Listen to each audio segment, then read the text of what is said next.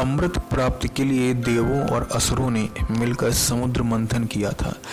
उस समुद्र मंथन का उद्देश्य था अमृत की प्राप्ति, पर अमृत निकलने से पहले ऐसी बहुत सी चीजें मंथन में निकलती हैं जिनका पुराणों में वर्णन है। पर उसी मंथन में से 5 कन्याओं का भी जन्म हुआ था। उन 5 कन्याओं का हिंदू शास्त्र में बड़ा ही पूजनीय स्थान है।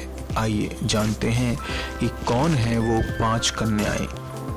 आप सभी लोगों ने समुद्र मंथन के बारे में जरूर मालूम होगा, जो मदरांचल पर्वत में आदिकाल में हुआ था। समुद्र मंथन के दौरान जहां एक तरफ हलाहल विष निकला था तो दूसरी तरफ अमृत भी निकला था। कहा जाता है कि समुद्र मंथन के दौरान 14 रत्नों के साथ 5 खूबसूरत कन्याएं भी प्रकट हुई थी। पहली थी रंभा। रंभा दक्ष नृत्यांगना थी, इसलिए इन्हें इंद्रलोक भेज दिया गया था। वह बहुत सुंदर वस्त्र व आभूषण पहने हुई थी। उसकी चाल मन को लुभाने वाली थी। रंभा इंद्रलोक में नृत्य से देवी देवताओं का मनोरंजन करती हैं। एक बार विश्वामित्र की घोर तपस्या से विचलित होकर इंद्र ने रंभा को बुलाकर विश्वामित्र का तप भंग करने को भेजा था। दूसरी है वारुणी। वारुणी सुरा अर्थात मदिरा लिए वारुणी देवी समुद्र से प्रकट हुई। भगवान की अनुमति के बाद इन्हें असुरों को सौंप दिया गया। तीसरी है तारा।